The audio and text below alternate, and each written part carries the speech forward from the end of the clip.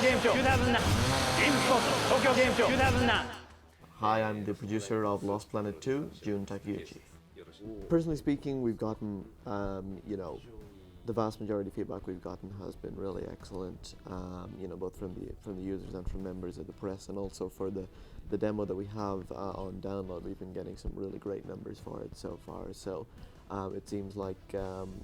people who are picking up the game are really enjoying it. One of the themes or things we wanted to do with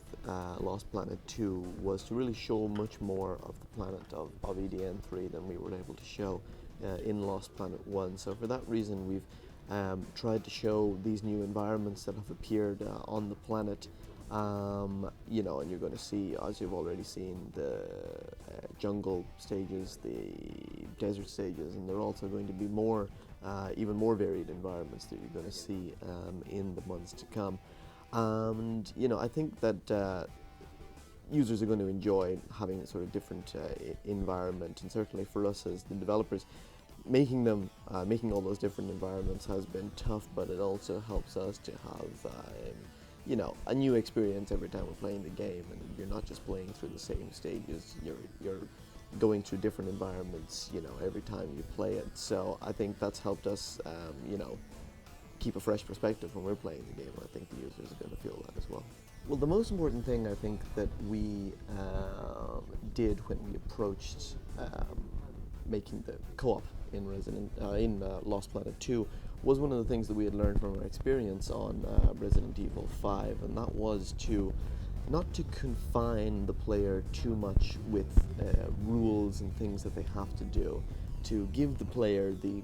freedom to play and do as they want in the environment that we have created. And that really is the central concept to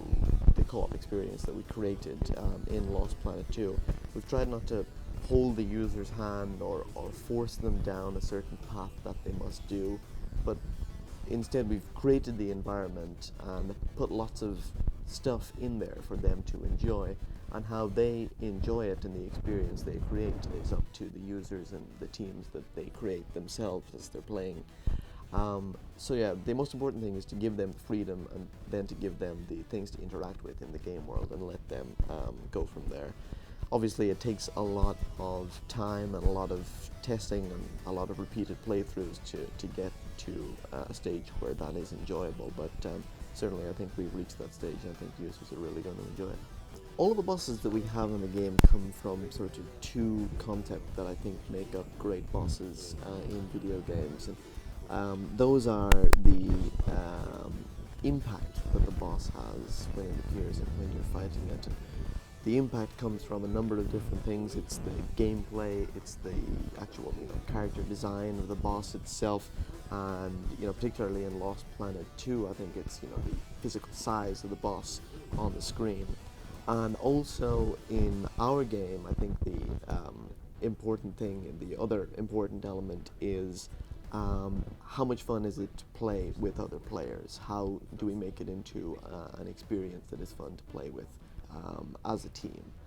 So those were the two important concepts that we had when we were coming up with the bosses. And if a boss that was suggested or that came up in a planning meeting didn't meet both of those characteristics, then we scrapped it.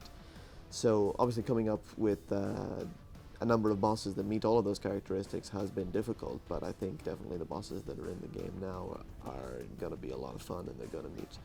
all of those characteristics, and they're really going to have a huge impact on the player when they play it. As to why we decided to put so much content and so much different equipment and weapons in the game, obviously with the online co-op being such an important part of the game, we didn't want to have an experience where you just play through the campaign once with your friends and then you're done. We wanted to have something you could keep coming back to. We felt it would be a real waste if we just had, a campaign that you just play through once and then it's no fun to play through it again. So that was our reasoning behind coming up with so many different forms of weapons and BSs and things you can use in the game, is that every time you play through the stage, you can play through it in a different way. And once you combine, all 4 players and different things that they can use, it really opens up what they can do. And one of the things that we often hear, especially from users in the West, is that they want to be able to play the way that they want to play, and they want to be able to, customize things to their playing style. And so we've tried to give them as many options as we possibly can in the game, and certainly, when we were making the game, there were times when we were like, oh, maybe we're going a little bit overboard here, maybe this is too much, but eventually we decided that we were just going to make as much as we could make within the time we had allowed, and just put it in there and let the users decide how to use it when they play through the game. In terms of how difficult it has been to develop a game where you have so many options and so many things you can do, obviously it's difficult to get everything in there and to get the balancing right, but it's also been a lot of fun to develop a game like that, and I think the users are really going to see the fun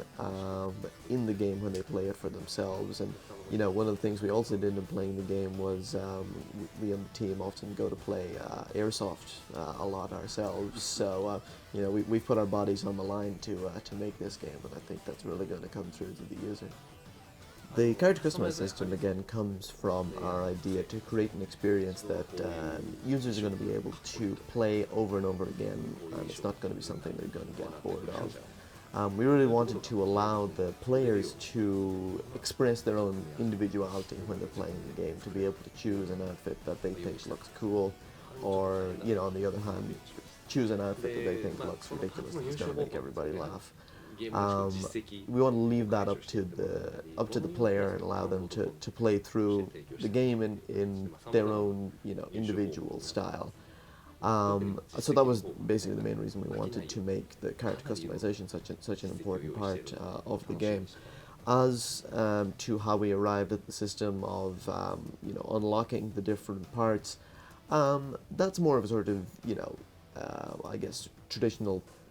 game system where the parts that you get depends on how you perform in the game, how you do in the game, and you'll gradually unlock different parts as you play through the game and do more and more different things. Also, we will have some parts that we'll be offering for downloadable content